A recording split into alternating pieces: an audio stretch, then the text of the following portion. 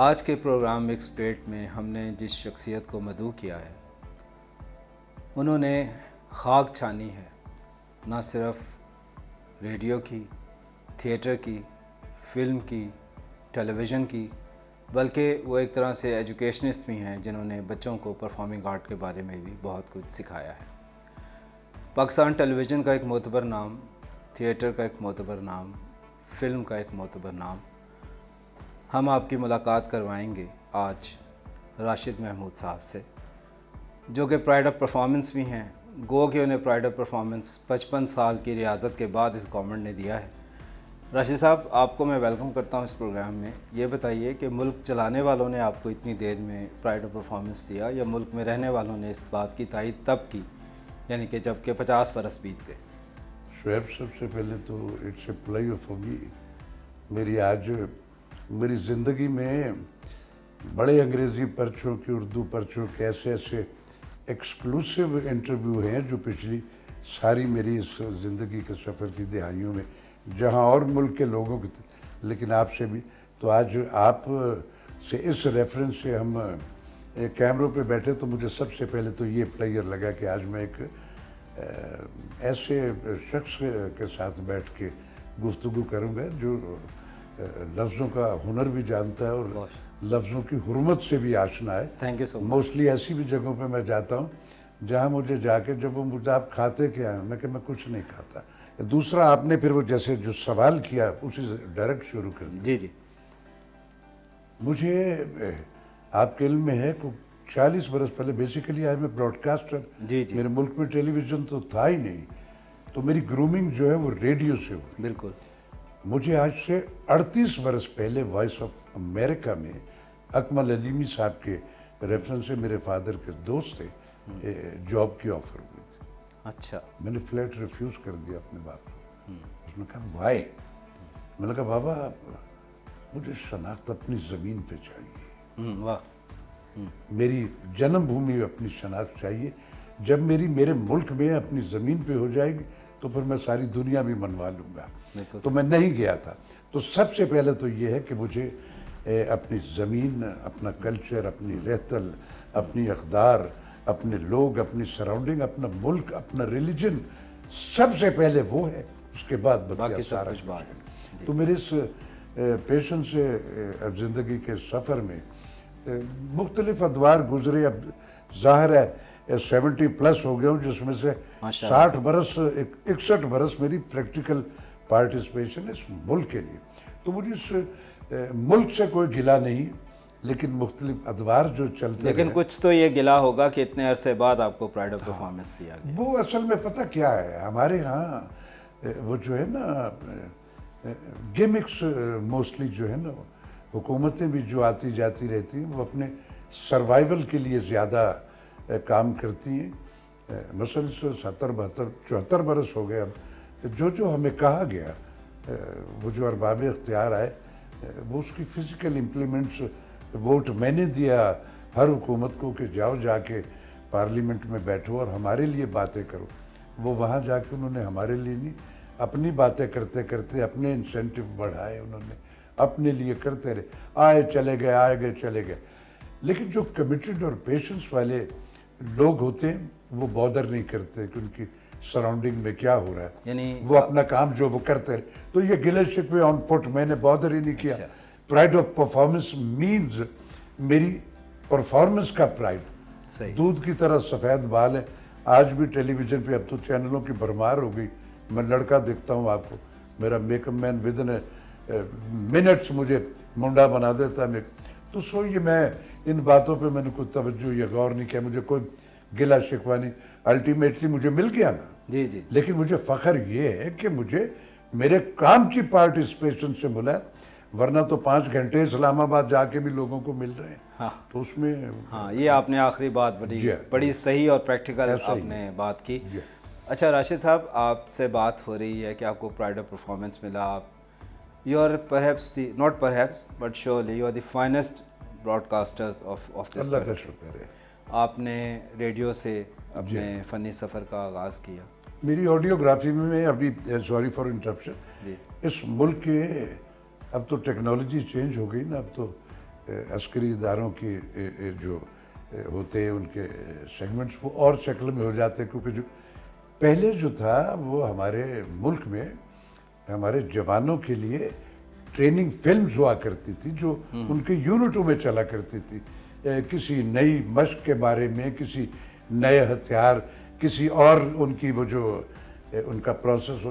تو وہ جتنی آج تک فلمز بنی ہیں ان سب کی آڈیوگرافی میری ہے. واہ.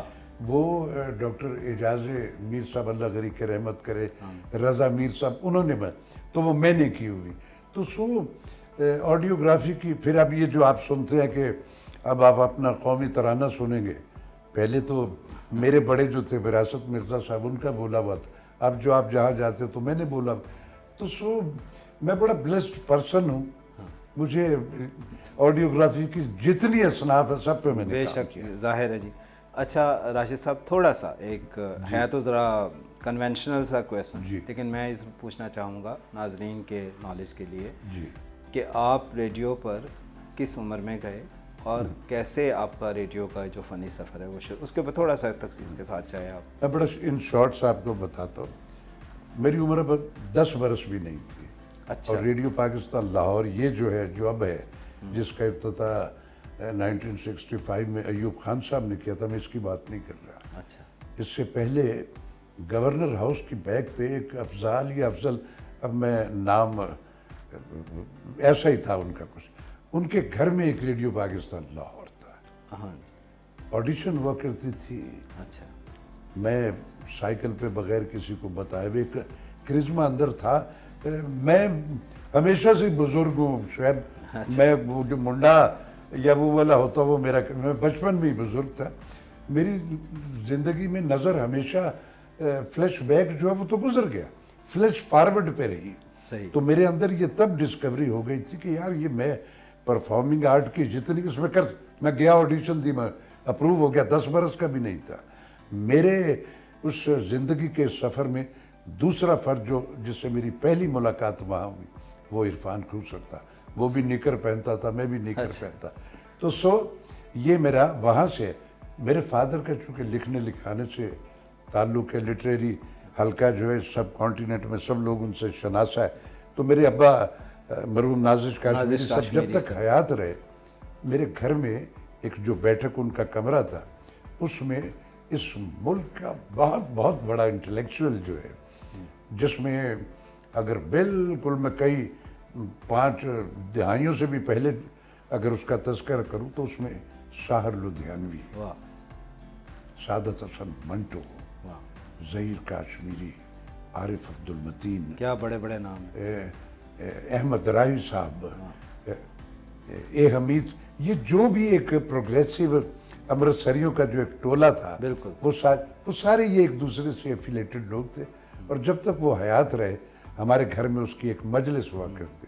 میں جب ان لوگوں کو دیکھتا تھا تو ہمارے محلے میں جہاں ہم رہتے تھے تو مجھے فیل ہوتا تھا سراؤنڈنگ میں لوگ یہ کہ یار آج وہ آئے. تو میرے انسپائریشن جو ہے اپنے اس گھر سے ہی تھی کہ یار یہ، لیکن جب میں ان کے اس کنٹریبیوشن تو میں دیکھتا تھا یار یہ ذرا ہارڈ کام ہے، اس کے لیے ایک زندگی کا لمبا پروسیس جو ہے نا وہ چاہیے. تو مجھے فیل ہوا کہ یار میں پرفارمنگ آرٹ یہ جو ہے نا اس میں کچھ کر سکتا ہوں. تو میں بغیر بتائے، اس میں ریڈیو کے بندے بھی آیا کرتے تھے، بہت بہت بڑے نام. تو میں نے کسی سے نہیں کہا، میں پہنچ گیا سائیکل پہ اپنی، وہ جو اس دور میں میرے پاس تھی، آڈیشن دی، میں اپروو ہو گیا. اور ریڈیو سے جو میرا آغاز، میں بلیسنگ کی بات کرتا ہوں کہ میری زندگی میں رب نے بلیسنگ کیا. میری ڈرامے میں آڈیشن ہوئی، میں اپروو ہو گیا. اور سب سے پہلا جو آن ایئر زندگی کا میرا پہلا قدم براڈ کاسٹنگ میں ہوا، جو مجھے کام ملا، بانو آپا کا ایک لکھا ہوا ڈرامہ تھا کلو، جو بعد میں ایوب خاور نے کو 36-37 برس بعد آپا نے اس کے لیے ٹی وی کے لیے لکھا، اور اس نے ماریا واسطی نے کیا. مونی حمید، واہ کیا نام، بڑا نام. طارق عزیز 24 برس کا ینگ مین، نوجوان. تو میرا پہلا جو آغاز وہ تھا. تو ایک مجھے فیل ہوتا ہے کہ مجھے موافقت اور بلیسنگ، چونکہ میرے ارادوں میں ایک نیکی اور ایک وہ کمٹمنٹ اور پیشنس تھے، تو اللہ میری مدد.